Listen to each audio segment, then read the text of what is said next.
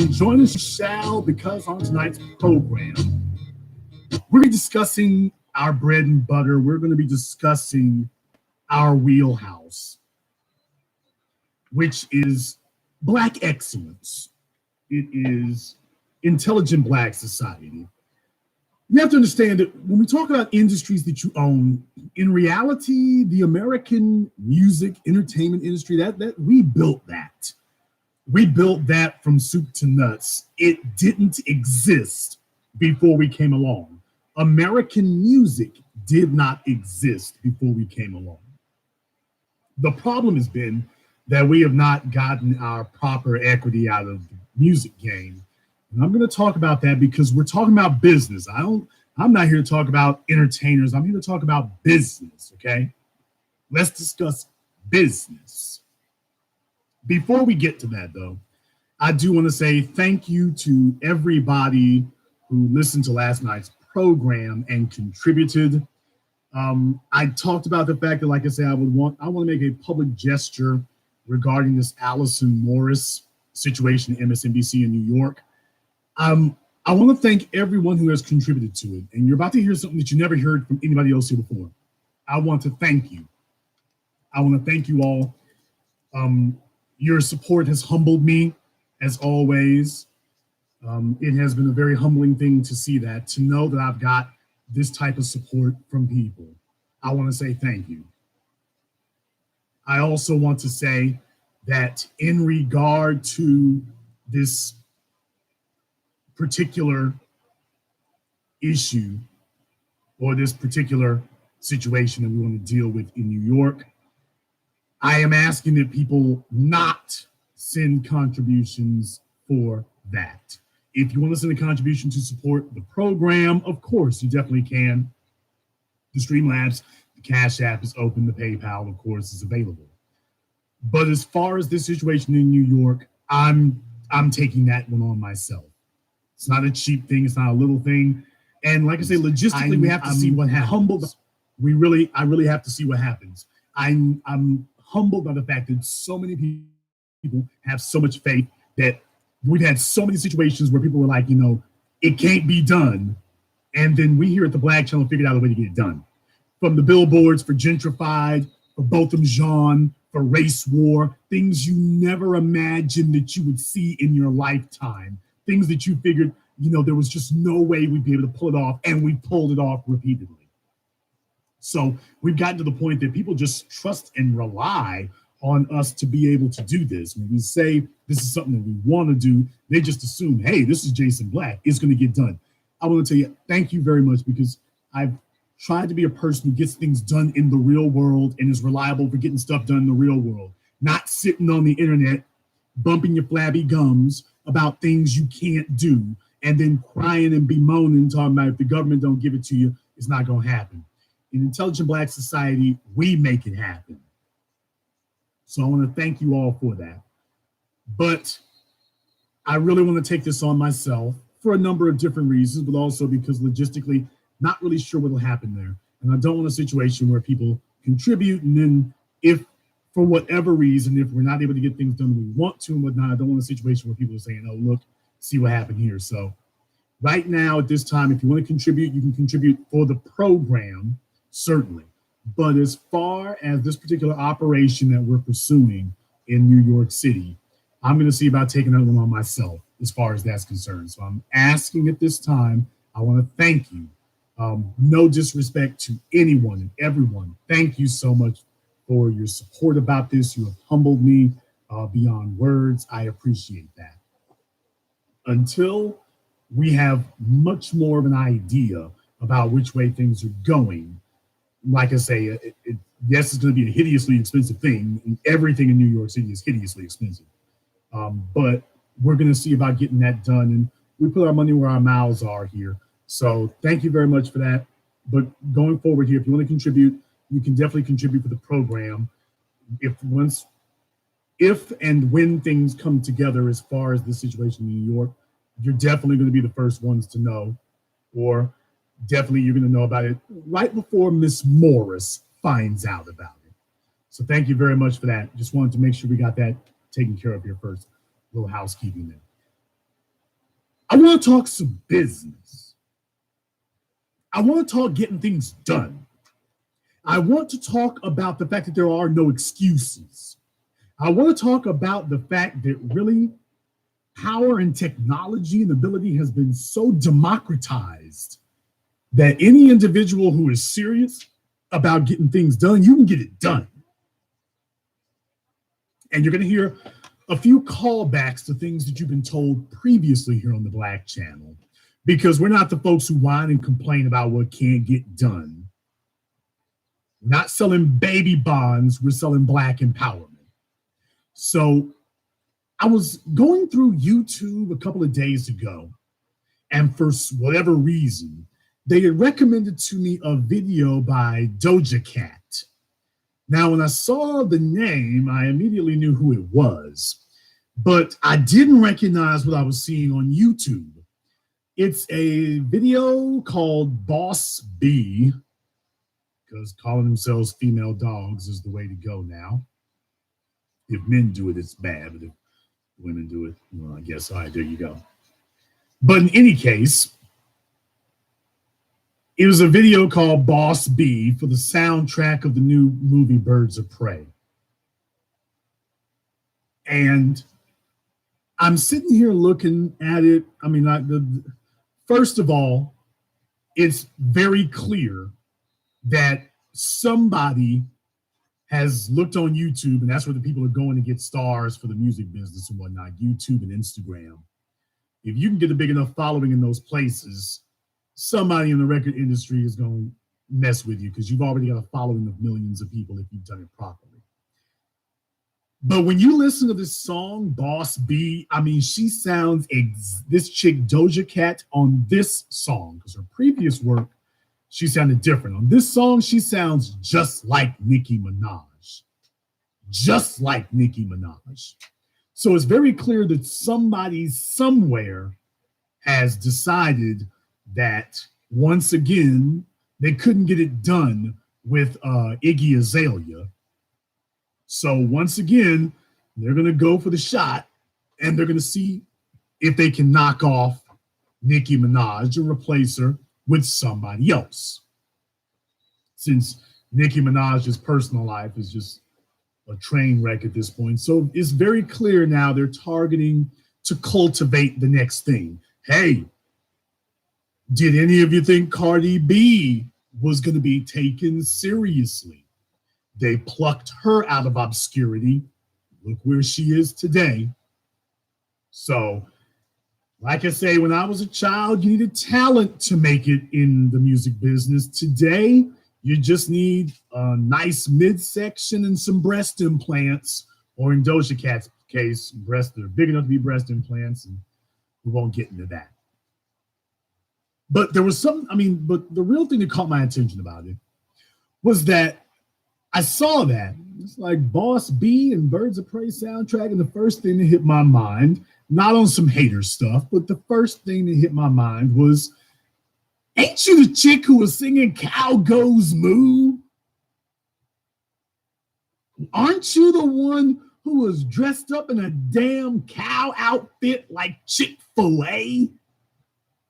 Singing Cow Go Moo, B, I'm a cow, B, I'm a cow. No, I'm serious. For those of you who didn't know that, you can go look up on YouTube, 64 million views, I believe it is. She had a video on the Cow Go Moo. I mean, the whole song was her pretending to be a cow. Seriously. Now, you're on the Birds of Prey soundtrack. Just 2 short years later, you're on the Birds of Prey soundtrack. And believe it or not, this actually dovetails with what I want to discuss about the business. Too many of you have been conditioned to believe that the only way you can make it in this world is to go beg some white folk for something. That's the problem with the A-dunce, quote unquote, leadership. They're not able to lead you anywhere, because if you're demanding that white people come in and formulate the plan for you and move the machinery for you, then you don't actually have a plan. You are not leading anything, they're leading it. The people who move the money are the ones leading it. If you can't force the issue, not leading anything. So when it comes to this music business, when it comes to, and I'm using this as a microcosm, I'm using this as a template against which you can imprint other things. But when it comes to business, we as Black people too often want to turn it over to other people. We don't want to be bothered with the music business. We want to be bothered with the music because we want fame, because so many Black folk are suffering from ego issues and inferiority complexes that we just can't be bothered with the business part of the music business. So we want to turn over responsibility to second and third parties and just pray and hope against hope that they have our best interests at heart, or that we're just so hot and so special that we'll be able to survive whatever inconvenience we've visited upon ourselves, and that we'll make it long enough to be able to redeem ourselves at some time in the future. And unfortunately, that's just not the way it works. It's not the way it works.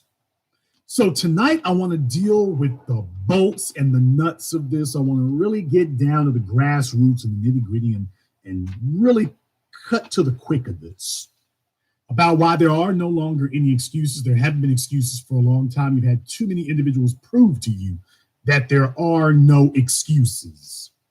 If you're getting screwed over today, it was a choice. It wasn't a condition. You weren't betrayed. It was a choice. And it's been a choice for a very long time. But we have to be honest about why it is that so many of us tend to lose in these situations. Now, the first thing I want to talk to you about here, and I want to put this in its proper context before I go any further.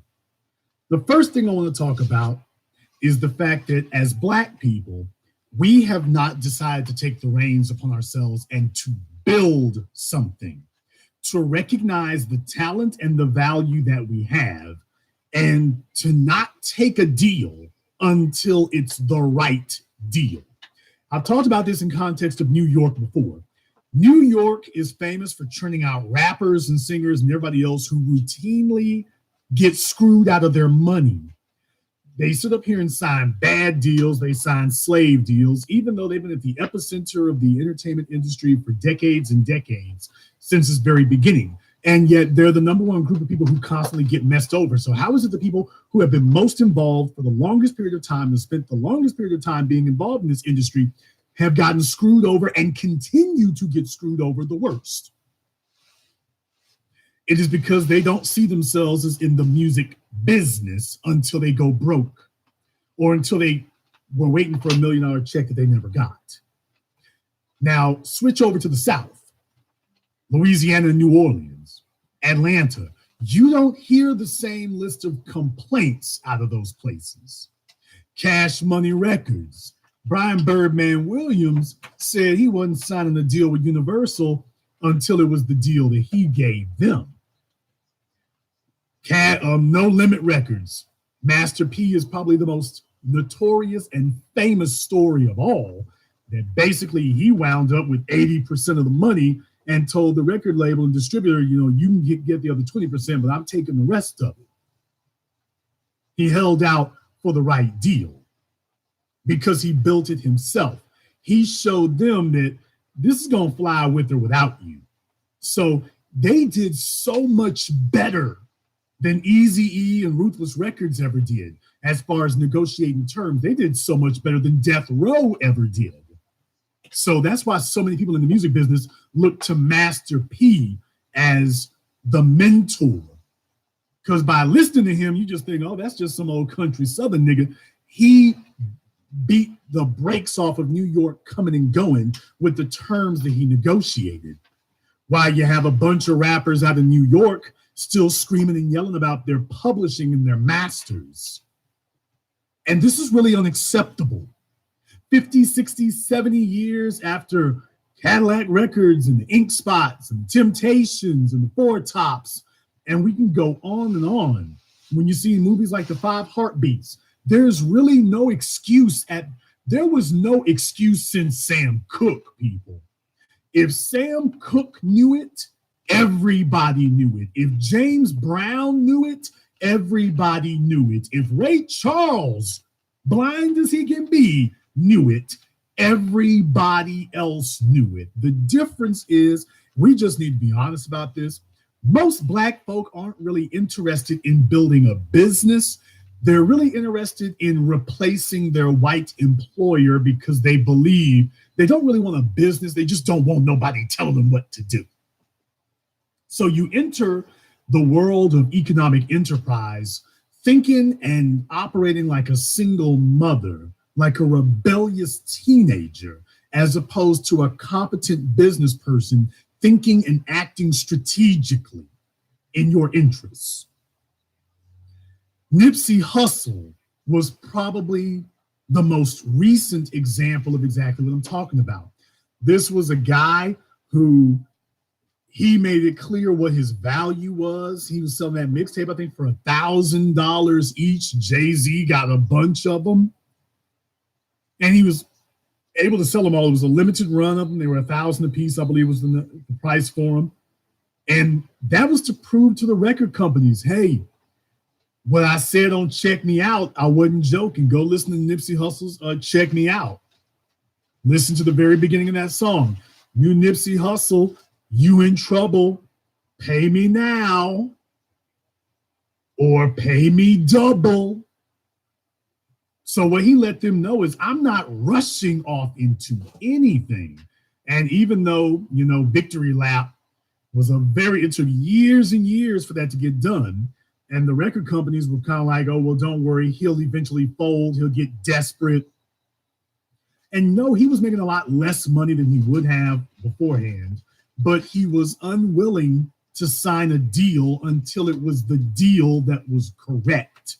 He wasn't going to rush into it and be desperate and sign away a bunch of rights and a bunch of money and be one of these people with their lips poked out talking about where's the damn money after 10 years. And I have to tour relentlessly because I don't get paid off my album sales because the record company is getting all that money. He made it very clear, oh, I can wait you out. And while I'm waiting you out, things are going to get bigger and better. It was a big gamble in a lot of ways. But when you are talented and you're sure of yourself and you don't just crawl back into a hole somewhere, he kept himself very visible. But he was unwilling to just take a slave deal. He went into this as a business. He understood, which everybody should understand by now, man, this is something that'll be making money for the rest of your life, but not if you sign away the rights to it, it won't. But it'll be making money for the rest of your life. You need to make sure you get the upfront money where it's at its hottest, because then after that, it's going to cool down and just coast at a lower level. But you're not going to be selling 1 million copies every month. That's not going to happen. So you have to treat this like a business. You got to treat this like a business. And too many Black folk haven't been raised with any money. They're coming into this with all of their neuroses and insecurities and emotional baggage in tow. They're making highly emotional decisions, desperate decisions, foolish decisions, and then they don't want to get smart until later. Too many Black people as a group attempt to deal with life from a position of crises. We go from one crisis to another, in a lot of cases, self-inflicted crisis. And that's how we operate in the world, dealing with things from one crisis to another. And that's the problem. So when you have a situation where you are thinking from a position of catastrophe or thinking from a position of angst and frenzy and worry, then you're going to get into a boardroom with people and they're going to wave a check for $50,000 in front of you. And the first thing you think is, oh, man, that's going to take care of everything. All of a sudden, you start doing your plantation jig because money is new to you. And a lot of Black folk, can I just be honest about what I'm about to say next? This is going to be a difficult pill to swallow, but I've got to say this to people. I got to say this. And a lot of people who are listening to this applies to you. A lot of Black folk don't know the difference between $10,000 and $10 million. And yes, I understand there are a lot of people of other races in the same boat, but I'm talking specifically to Black people. My concern is Black people. And can we just keep it all the way real? A lot of Black folk, some of you listening to me right now, if I gave you a pen and a piece of paper and told you write down the number 10 million and I'll give you $10 million, you couldn't accurately do so. You don't actually know how many zeros there are in a million. So for those of you who are bastard baby makers and intellectually deficient, and you thought that you didn't care how your kids got through school because school was there to babysit them, and if they can't count, that doesn't matter. Who cares if the school just passed them on from one grade to another? They ain't gonna hurt them. For those of you who are saying that, you are the dog bastards who created this situation. At this point right now, every Black person should know the difference between $1,000 and $1 million. How can you protect yourself against Leor Cohen and the rest of these culture vultures stealing your money when you literally don't know the difference between thousands and millions? So you end up with them waving a check in front of you, which is enough money to pay your bills for a year, and you got to make it for the next 60 years. So the money is gone in a month. They're still making millions of dollars off of it, and you got a check for thousands. And your lip is poked out and you're telling bitter sob stories. But the truth of the matter is, millions was just a word that you heard. It wasn't a word that you actually understood. Nobody sat you down and said, well, if we check 50,000, you're able to pay your bills for 6 months or a year. Although if this album makes 10 million, well, I mean, you'd be able to pay your bills for the rest of your life if you don't go and screw it all off. But if you can't be bothered to actually know this, if millions is just a word to you, then don't be surprised when you get screwed over by the people who can count. The people who can actually be bothered to count are going to run rings around you. So that's one thing that we need to get very clear right now. A lot of Black folk get messed over in business because they can't count. So that needs to be dealt with. You need to know the difference between $7 an hour, $70 an hour, $7,000 an hour, and $70,000 an hour. You need to know the difference between all of those. You can't have your eyes glaze over because any number over the number 20 just bores you. And then you're going to come back and scream bloody murder when there were millions you didn't get. And then one day later, when your ass out on a street corner somewhere with people giggling at you, talking about, hey, didn't you used to be famous? What happened to you? Then all of a sudden you want to rally the troops and get everybody to come run to your cause. It doesn't work that way. We can't afford to be the most intellectually lazy people in the room.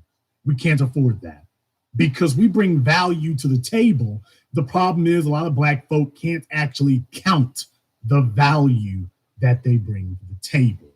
That's the problem. They can't actually count it. So that's something that needs to be dealt with. We need to be able to count the value that we bring to the table. We have to be able to quantify it.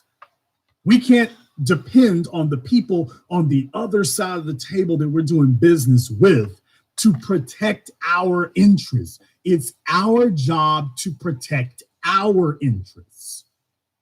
But if you can't be bothered to count, you need to start asking yourself, do you actually have any interest to protect? That's the first thing you need to think about. By the way, do you actually have any interest to protect?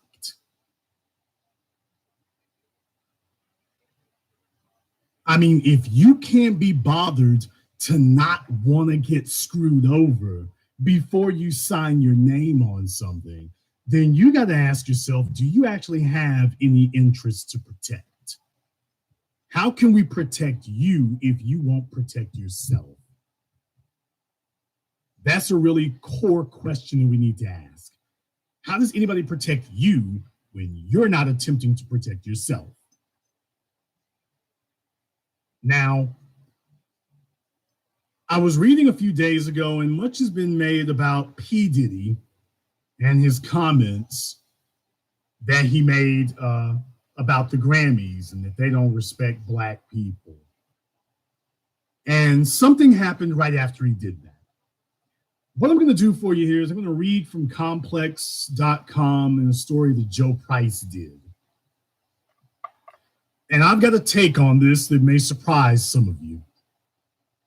Now, taking a look at the story here, the headline reads, Mace calls out Diddy over Grammy comments, claiming he tried to buy back his publishing for $2 million. During an extended speech at Clive Davis's recent pre-Grammys gala, Diddy called out the Recording Academy for overlooking rap and R&B musicians in major categories. Quote, every year y'all be killing us, man, Diddy said. The amount of time it takes to make these records, to pour your heart into it, and you just want an even playing field. Despite his valid criticisms of the Grammys, Mace has taken issue with the speech via a lengthy Instagram post in which he claimed that Diddy still owns his publishing rights despite attempts to buy them back. Now, what I want to do here is I want to read the entire post from Mace. Now, for those of you who don't remember, he was one of the artists who got signed on Diddy's Bad Boy Records label. Bad Boy Records is notorious for nobody really making any money and all of them having nothing except P. Diddy. He made out just fine. He signed them all. He signed up to get all their publishing. And when it was all said and done, he's done extremely well for himself. And the people who made the albums didn't get anything. So Mace's post on Instagram reads, at Diddy, I heard your Grammy speech about how you are now for the artist and about how the artist must take back control. So I will be the first to take that initiative. Also, before we ask other ethnicities to do us right, we should do us as Black people better, especially the creators.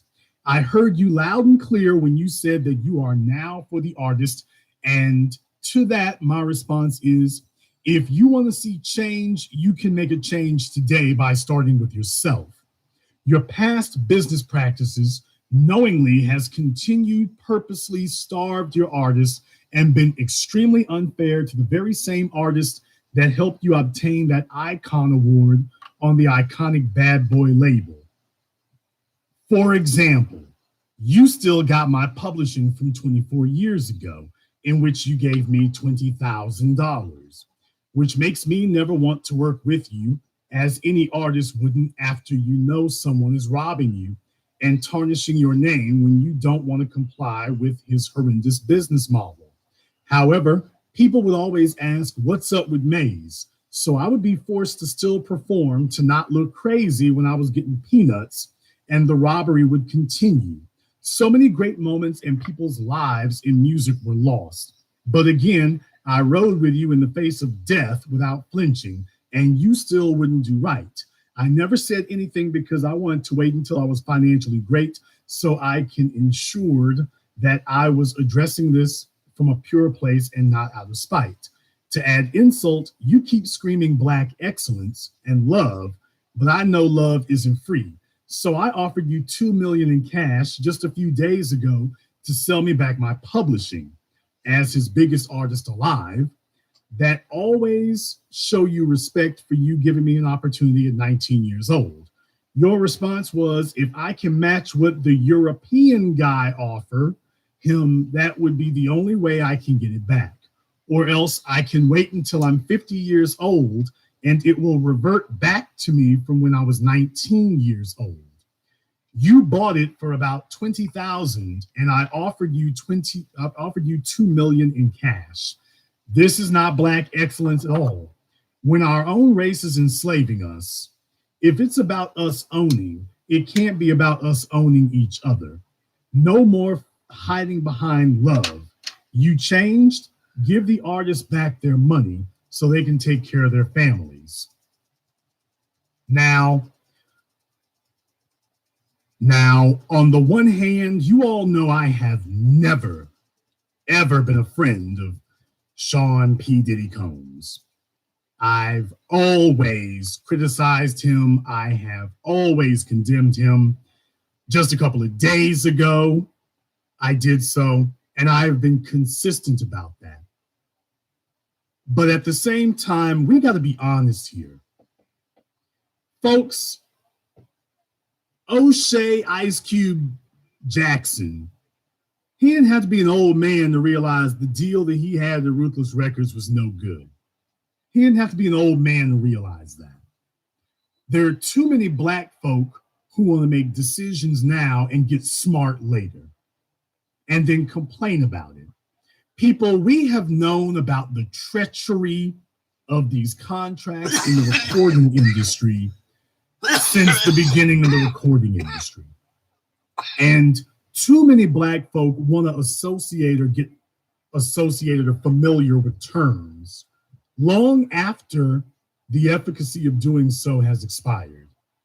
Terms like residuals, terms like royalties, terms like mechanicals, publishing, masters, reversion, or reverting, when your rights revert back to you. Too many black folk can't be bothered to learn, quote, big words that would be in their interest to learn them until they no longer have the option of learning. That's the problem that we encounter. Too many of us don't want to learn until it's too damn late. And then want to put on the hair shirt and go screaming to the rest of the world. People, this is not new. This is not new. That's the point I'm trying to tell you. This is not new.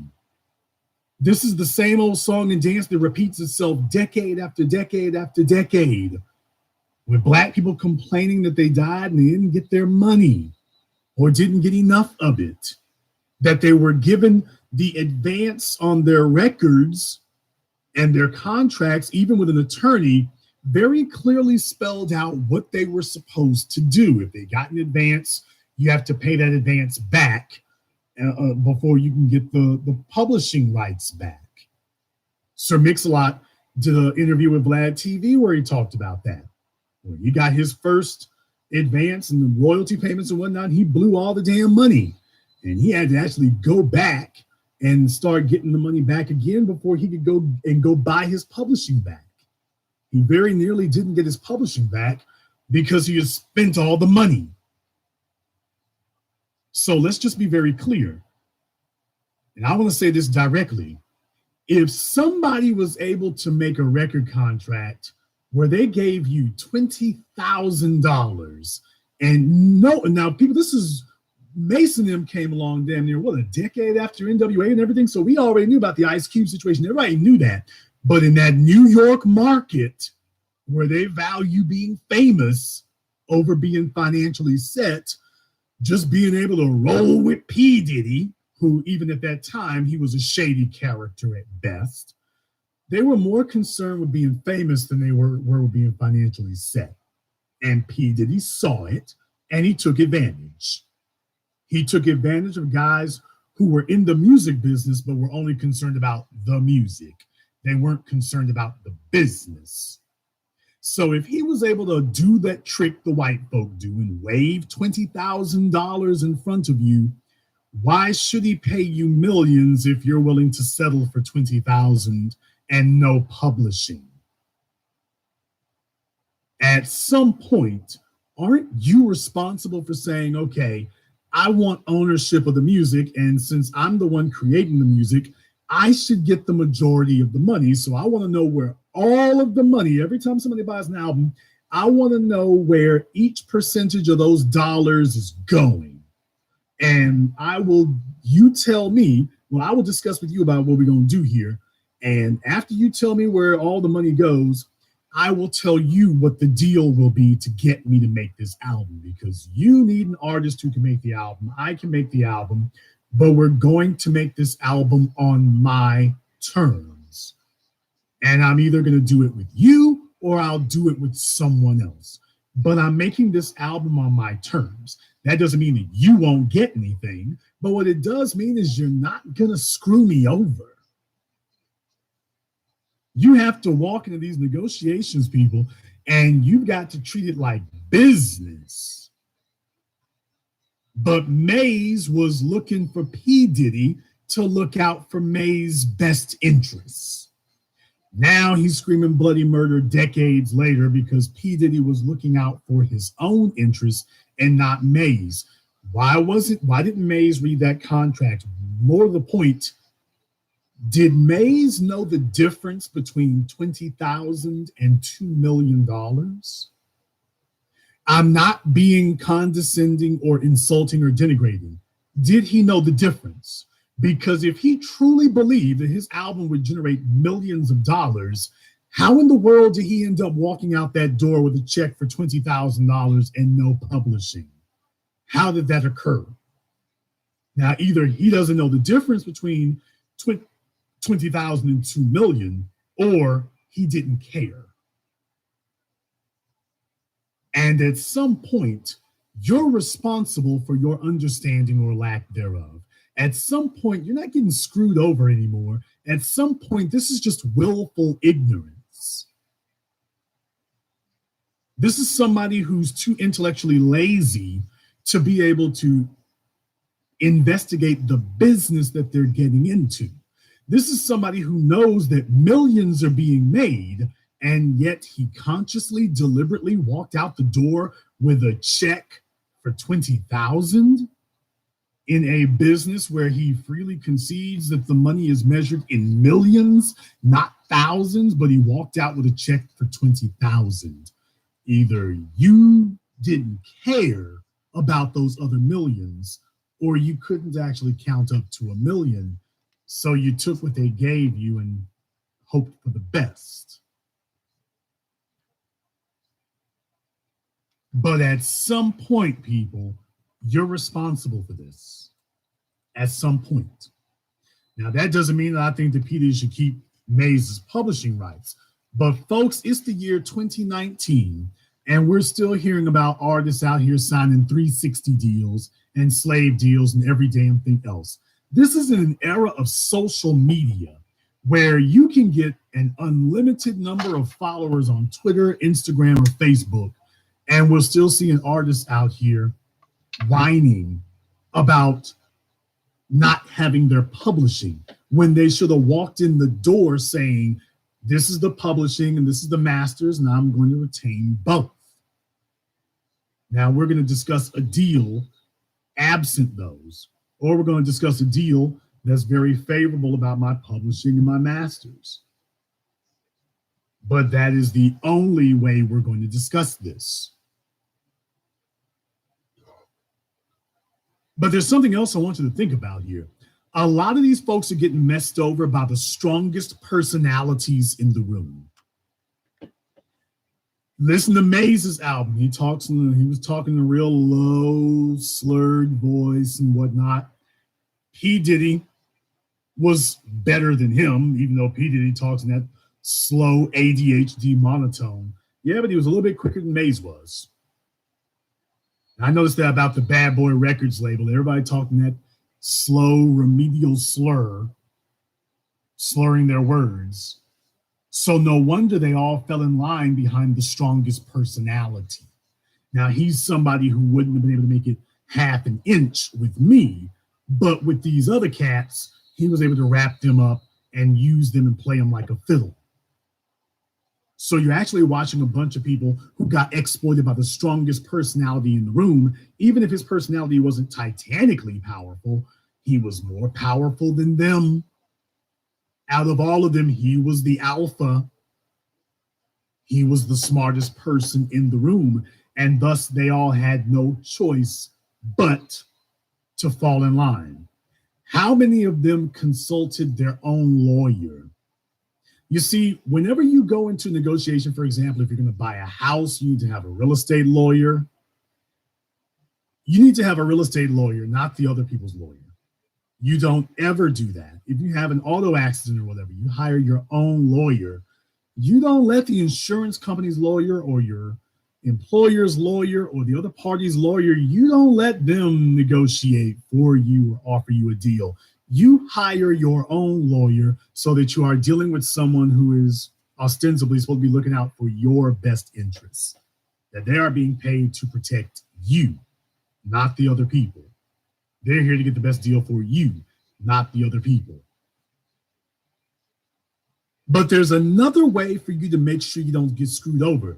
And it used to be that we didn't really have a way of being able to measure that before you got into the business.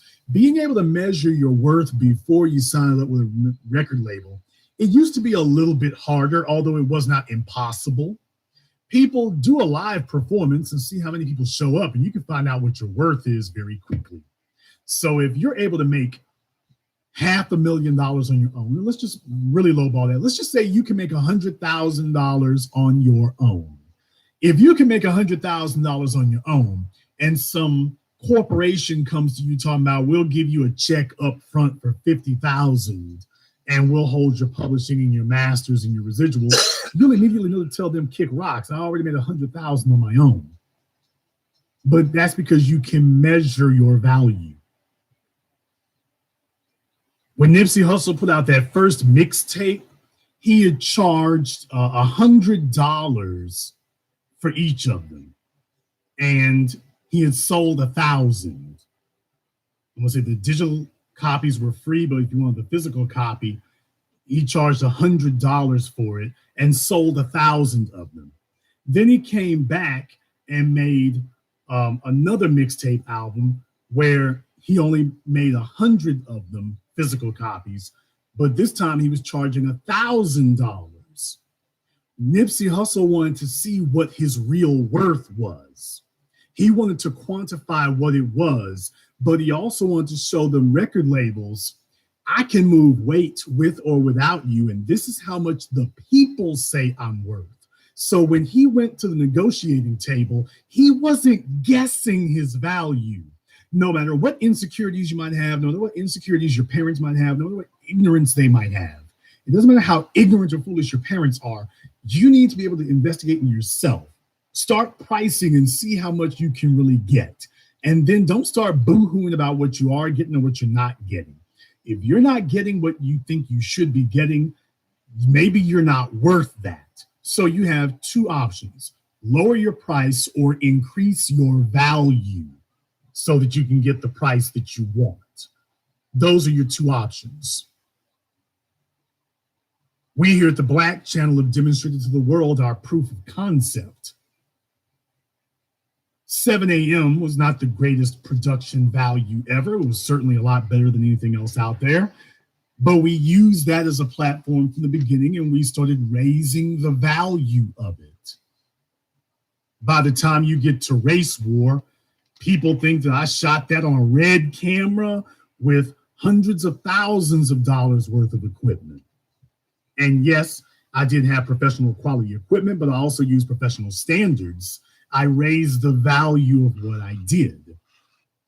I'm still learning and investigating what I do. I'm still honing my craft and learning my craft at being a filmmaker, among other things. There's a lot of things I do, but as far as being a filmmaker, that's something I've learned and honed my craft at,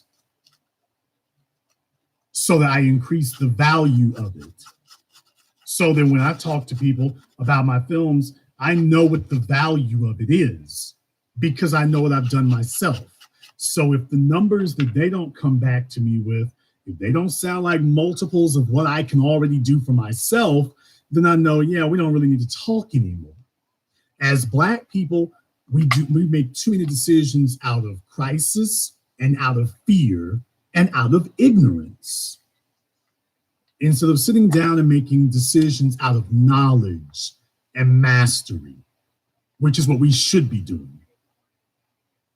But we need to make those decisions from that standpoint. Nipsey Hussle did like Chief Keef and other people. He went to the internet. He got a following of his own. He amassed a following of his own. He did it locally. He talked to DJs and promoters. He got into the business with people. He worked it like a business. He wasn't trying to be famous. He was trying to be paid. He wasn't trying to be famous. He wasn't trying to be well known. He was trying to be well paid. That's the difference between a Nipsey and a Maze. Nipsey didn't sign any deal for years until the deal made him well paid. And then he demonstrated that it wasn't a fluke. He knew what he was worth, and at that point, all he had to do was go execute. But too many people don't want to be in the music business. They don't want to be in business. They just want to be famous. You talk about show business, you know the old saying, show is a word this long, business is a word this long. And if you don't stay concerned about the business part of show business, you won't be able to do much showing either. Right now, R. Kelly is behind bars and has been held behind bars. A lot of people were talking about, he got money. No, he doesn't. The money's not there. A whole bunch of people said that he's illiterate and can't count and this, that, and the other. Yeah, it's starting to seem like they're right now, doesn't it? Starting to seem like they're right. A bunch of bubble-lipped individuals who didn't know what the hell they were talking about. Starting to sound like he was right about that, what they were saying. A whole bunch of people making a whole bunch of albums over and over again to compensate for their lack of financial literacy, but also for their lack of motivation to learn about the business they are in. Their lack of motivation is what's killing them. Now, I want to take a couple of moments, now that I've said all that about Doja Cat and P. Diddy and Maze and Nipsey Hussle. Now that I've said all that, I want to give you all an opportunity here. We're going to take a few moments out to put this in its proper perspective for you. Why it is that there really are no excuses. There really aren't. What is the highest selling music album of all time? What is the biggest of the big? What is the ceiling? What's the number one music album of all time? Go ahead and put that in the chat room. What's the number one of all time?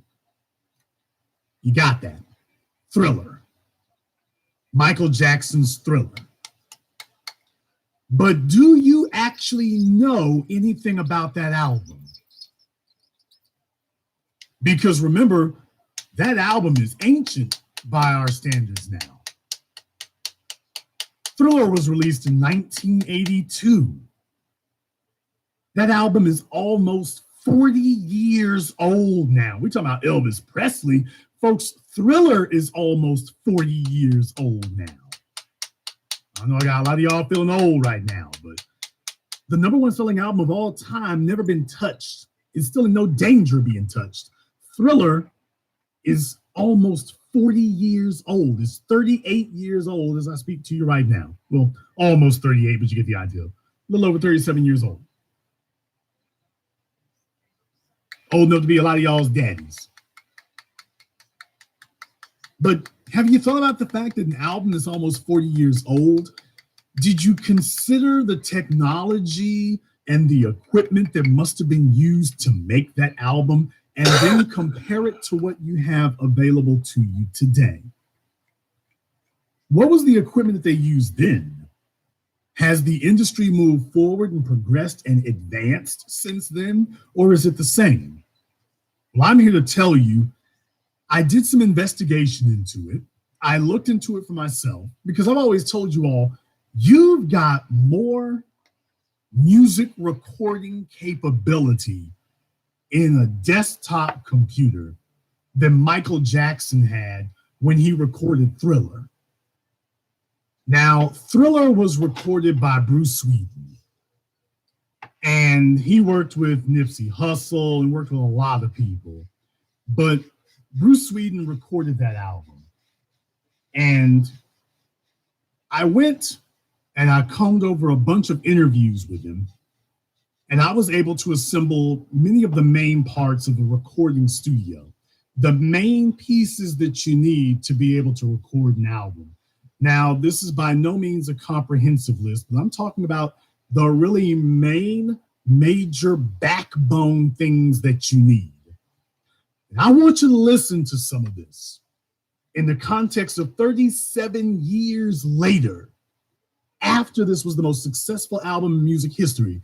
37 years later, listen to the equipment that I confirmed that Bruce Sweden used to record Thriller. Because remember, at this point now with Google, Thriller isn't just the most successful album of all time or just the highest selling album of all time. It is also the most investigated album of all time. And you know how hard it is to get, for anybody who works in music or is an aspiring musician, wants to be an aspiring professional musician, you know how damn hard it is to get any information about how studio engineers work or the equipment they use or workflows or processes or whatever. But Thriller is the most investigated music album of all time. And the information is out there. And now you're going to have it. Well, first of all, let's just take a look at the basics. The mix console itself, that's that big desk that has all the knobs and switches on it where they adjust the various levels. The mix console that they used was a Harrison 32C. That was the make and model of it. The Harrison 32C mix console. The microphone that was used for Michael's vocals. Now, please understand, when you record a music album, they actually use a number of different microphones for different things. For example, they use different microphones to record the drums. Microphones are, engineered and calibrated for different things in a lot of cases. So microphones for recording drums will be different from microphones for recording guitars, which will be different from microphones for recording horns. And of course, all of them would be different from microphones for recording vocals. But the microphone that they used to record Michael Jackson's voice on Thriller was the Shure SM7. Then next, you're going to have the monitors. Now, I'm not talking about computer monitors. In a recording studio, the speakers with which the recording engineers and producers will listen to the music are called monitors. These are not speakers like you have in your house or your car, God forbid. The reason why is because the speakers in your house, your car, or whatever, those speakers are engineered to color music and introduce things. For example, if you've got, for example, a Bose sound system in your car. Bose is a company that they make good speakers, but they really weight their systems toward bass. A recording engineer wants the sound to be basically uncolored. He doesn't want anything added or mixed to it. So you need monitors that reproduce the music, the voice, the vocals, whatever sounds you want in there. You need monitors that will reproduce it without adding anything to it or taking anything away. You don't want extra bass added. You don't want any enhancements.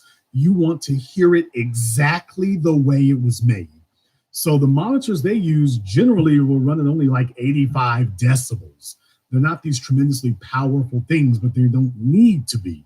Their job is to tell you precisely how the music sounds. So you can hear if there are artifacts, if there are problems. It gives you the ability to do that. Thriller, the monitors that Bruce Sweden used for Thriller were Auratone 5Cs. I think the guy who made those is dead. He's been dead for a while now, but they were from a company called Auratone 5C. The company was Auratone, and they were the 5C model. The preamp. I'm not going to bore you all with what preamps are, how they work, but basically it's necessary for getting the sound in the mix board and through to being recorded. So you basically would hook up your instruments to that. The preamp was a Neve, I believe it is pronounced Neve 1084. The reverb machine. Back then they had to have a machine to do reverb, to add reverb to it, because the acoustics of the room might not be what you want, or for certain instruments that might not be what you want. You might need more than the room is able to offer you. So in a case like that, you're going to need a piece of hardware or a device to replicate reverb. they used the EMT 250. And then for the recording, the reel-to-reel machine that they used for recording was a 3M M79. So from the company 3M that makes tape and things, they're actually a huge company, does a lot of things. From 3M, it was their M79 reel-to-reel recording machine. I want to say it was a 24 track, but it was an M79. Now, here's what I want you to know, because here's another key number for you. The budget to record Thriller was $750,000. In today's money, you're looking at almost $2 million in today's money. The length of time that it took to record Thriller was 8 weeks. 2 months they spent on that album, which by today's standards is a very long time, quite frankly. But then again, maybe if they took more time with the albums they make today, maybe they'd sound better. But I digress. Now, let's take a look at prices, because here's where the devil is in the details. For that Harrison 32C mix console back then, the one they used back then, you could be looking at something anywhere from $15,000 to $20,000 today, if you can find one. Because a lot of people know about that console because of Thriller, and a lot of them are vintage items that a lot of people buy. So if you could find one, you're probably going to have to pony up anywhere from $15,000 to $20,000 or more. For the Shure SM7 microphone, now to get a original one, because it's been replaced by the SM7B, but to get an original one, you're probably going to pay somewhere around $600-700 to get an original Shure SM7. For the monitors, those Auratone 5Cs, you can actually pick those up on eBay from anywhere from $300 to $500. Of course, today you might be able to find better ones, but really it's really up to an engineer, because there'll be Bruce Sweden swears by them to this day. So he's an old man, but he swears by those monitors to this day. For the preamp, the Nev 1084, that's going to run you, if you can find one, probably going to run you somewhere around $4,000, if you can find one. For the reverb, the EMT 250, if you can find one, because remember, this is all vintage equipment, you're looking at probably somewhere around $7,000 to get one of those. For the M79 machine, you're going to have to look that one up, because that's really going to be a special piece of equipment at this point. And quite frankly, nobody uses reel-to-reel anymore. Nobody does that, except maybe some very antiquated recording studios. But quite frankly, nobody really uses reel-to-reel anymore, quite frankly. There are just too many superior digital formats you can use. Why would anybody still be using reel-to-reel? And speaking of digital formats, there's the real issue with this, because you do understand that in an era of Pro Tools, now the equipment I just ran down to you all right here, you're looking at somewhere in the neighborhood of $25,000 to $40,000. And that's just in basic gear. I mean, we're not talking about other things you could be using like compressors and whatnot, world clocks and things like that. We're talking about just, the bare bones that you would need. They had a recording studio that was at least, now, please understand, there are recording monitors today. I mean, studio monitors, good quality, top quality studio monitors, forget $300. Top quality studio monitors today can run you anywhere from $25,000 to $80,000. Anybody who knows about music studios and whatnot, a world-class pair of studio monitors could run you anywhere from $25,000 to $80,000 for just 2 of them. These aren't great big huge things. I mean, they'll be like 5 or 6 inches, but they could run you anywhere from 25 grand to 80. So in reality, the technology for a lot of this hardware has advanced. But let's talk about things like all this equipment you just heard here. From the Harrison Mix Console, the Shure SMV. We're talking about what Michael Jackson used to record Thriller, the highest selling album of all time, which people still play and bump to this day. You're looking at somewhere in the neighborhood from $30,000 to $40,000 in gear. You literally could emulate all of that and purchase the microphone. You literally could do all of that today for less than $10,000. And there are people who can do it for even less than that. Now, there are some complications. For example, if you're going to get an MPC drum machine or something like that, those could be a few $1,000s, depending on what type of music you're going to do. But here's my point. My point is you won't have to spend anywhere near $40,000 to record your own album. Oh, yeah. And there are plenty of microphones that you could buy today, which have better quality. And quality is a relative term.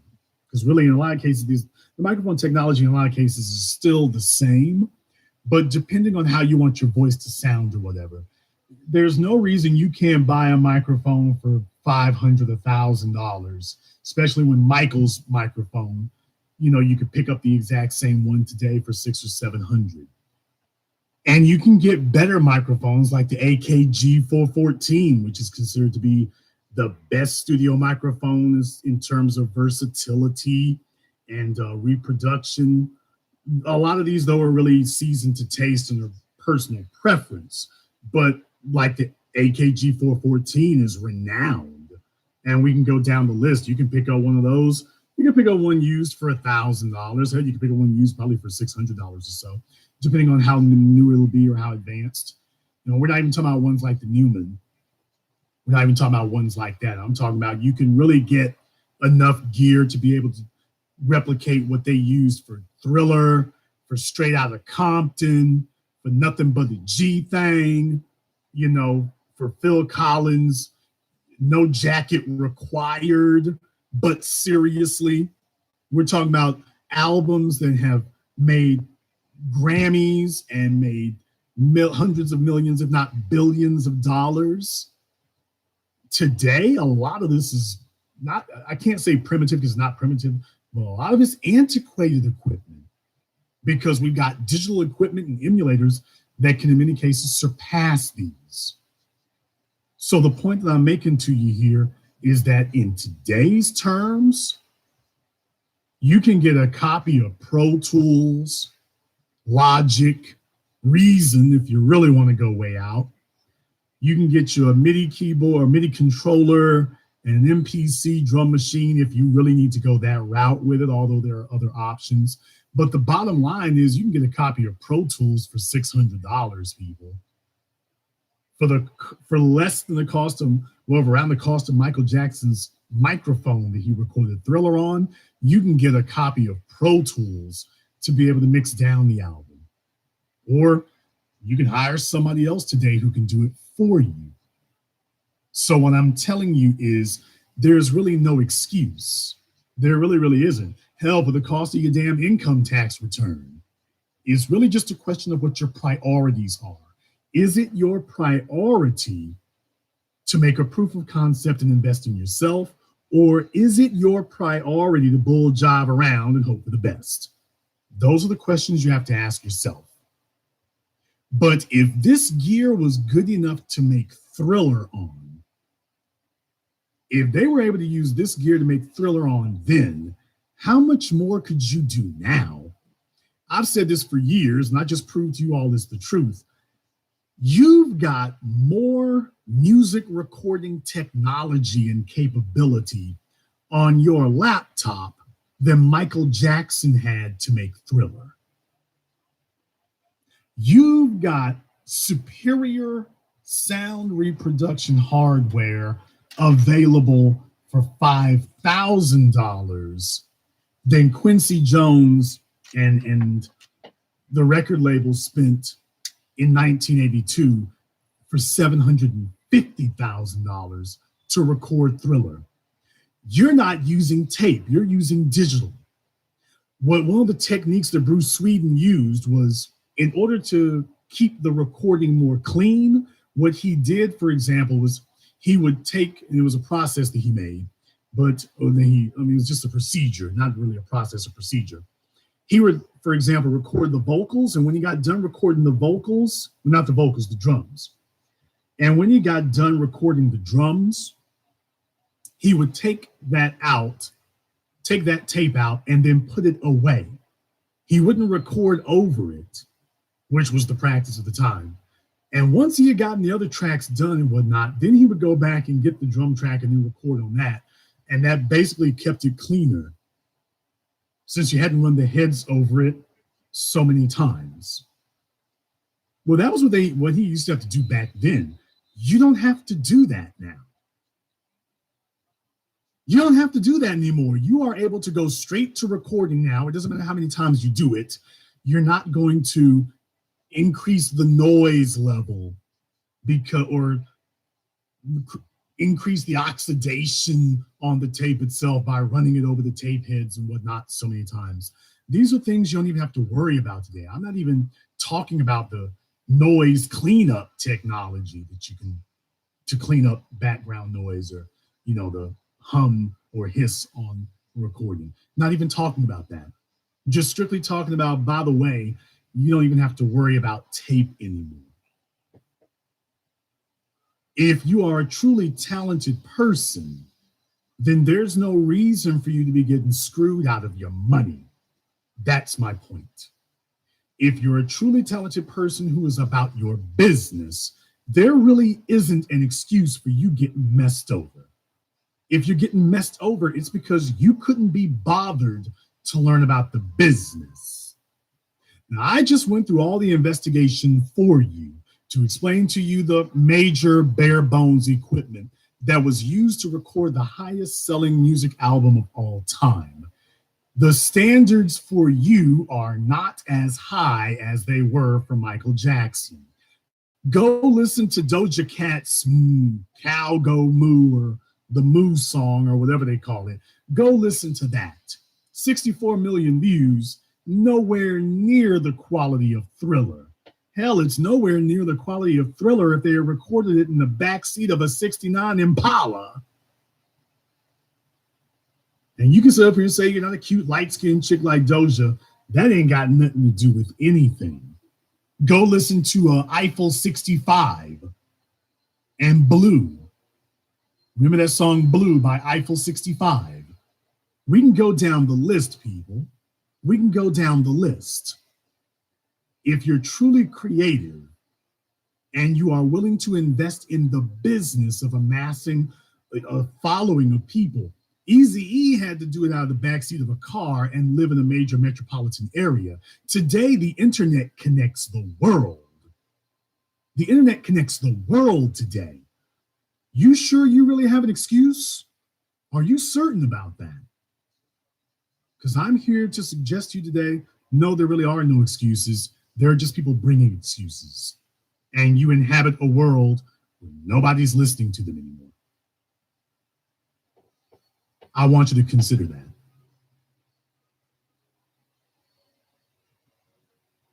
If you are new here to the Black Channel, welcome to the Haven of Intelligent Black Thought.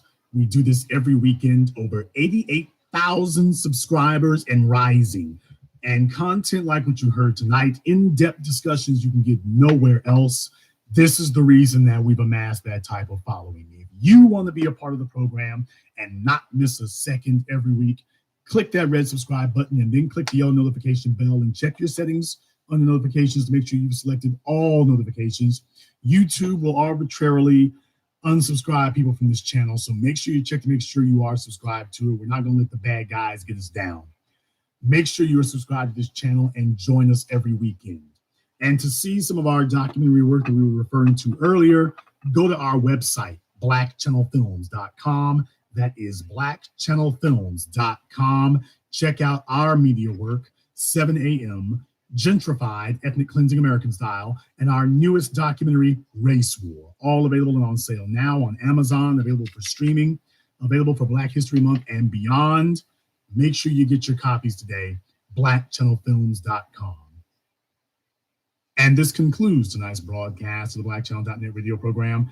I am your host, your brother, your humble servant, the Black Authority. And until next time, my brothers and my sisters from around the world, remember, Black is the future, and the future is uncompromising.